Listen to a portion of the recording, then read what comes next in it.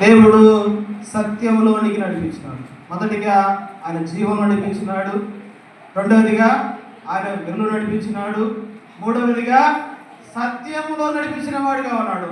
ఈయన సత్యములో నడిపించడానికి ఈయన ఎవరు, ఈయన ఎలాంటి దేవుడు అంటే ప్రకటన గ్రంథం 19వ అధ్యాయం. మన దేవుడు ఎవరంటే ఆయన సత్యవంతుడు. కాబట్టే మనల్ని ఏం చేశాడంటే ఆయన సత్యములో తీసుకుని వచ్చిన వాడిగా ఉన్నాడు. ఈరోజు ఆరాధన చేస్తున్నావు నీవు, నీ ఆరాధన ఎలా ఉంది? అసలు ఆరాధన అంటే ఏంటి? ఆరాధన అంటే నీ జీవితాన్ని ఎప్పుడైతే ప్రభువుకు అప్పగించినావో అప్పుడు నువ్వు పొందుకున్న సంతోషమే నిజమైన ఆరాధన. ఒకప్పుడు ఈ సంతోషము, ఈ ఆనందము లేదు నీకు.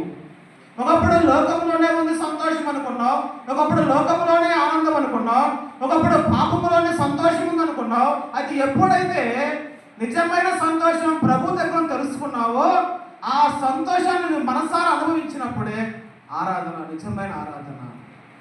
ఈరోజు మనం ఎలా ఆరాధించాలంట? యోహాను సువార్త 4:24